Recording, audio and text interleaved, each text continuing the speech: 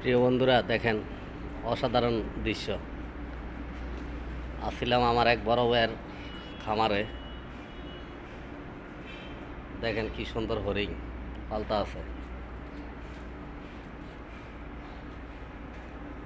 এই যে আমার বড় ভাই দায়িত্বে আছে, আলহামদুলিল্লাহ। সবাই দোয়া করুন ভাইয়ের লেগে যায়, ভাই সালামতে দায়িত্বটা পালন করতে পারে। লয়ে এলো ভাই, আমার লয়ে এলো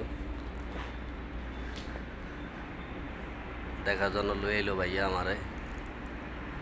খুব সুন্দর একটা দৃশ্য।